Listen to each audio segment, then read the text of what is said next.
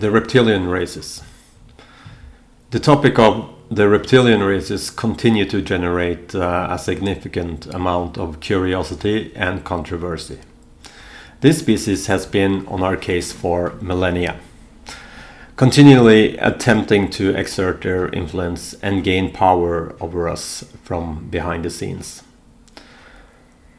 The species that we refer to as reptilian or reptoid looks like an upraised lizard to us. The majority of them have muscular features. They are not particularly evolved spiritually, but they have reached advanced levels of technology and development and are masters of deception. The most feared reptilian race are the ones from Alpha Draconis. In the beginning of their era, they had a ruling queen, but they now apparently have a king that controls everything. The Draconian king is depicted here, and many believe that this is where the origin of the devil legend derived from. It's safe to say that the Draconians have influenced Satanism and other occult factions on Earth. The signs are everywhere. It's in their nature to seek dominance and control, and they are rumored to be the first race to map the universe. And that's making them extremely arrogant. They've conquered more than 500 worlds, and many races believe that the Draconians are the ultimate warrior race. They consider themselves to be on top of the reptilian food chain, so pretty much they do what they please.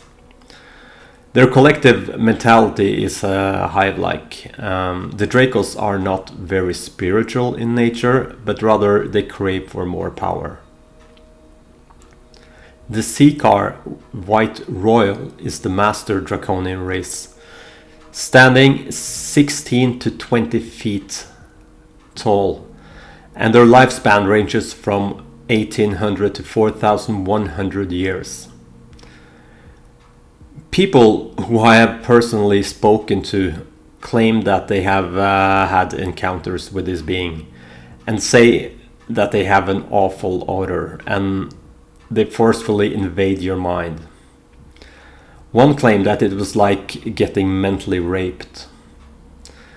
The energy emitting from them is supposed to be extremely negative. According to Alex Collier, who is a contactee, they have 2 hearts and they have the strength of 15 to 20 men. They have a caste system within ranks in their community. They have engineers, scientists, workers, and warriors among them. From birth, they have been programmed to believe that love is weak and hate is strong. The parents, they abandon their newborns at birth, leaving them to fend for themselves. And this is how they groom a true warrior race. The green or brown-scaled Nagai or Naga are another high-ranking group that are now considered to be a Draco race. And they have been dwelling underground on Earth since the Atlantean times. And they have a strong presence on this planet. They are of the warrior caste and are smaller and a bit less muscular than the other strong sea cars. But they also have the skill of shape-shifting.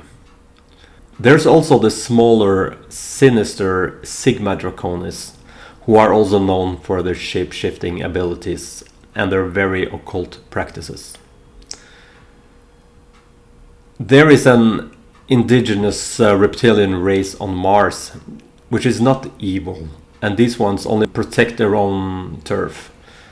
My understanding is that there's also a lot of other reptoids and dinosaurian and reptilian beings that exist throughout the universe.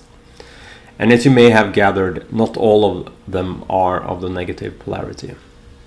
We must be aware of the racism that we may subconsciously have towards certain types of beings. I guess this is something that is pre-programmed into our genetics due to the history that we have with some of these creatures.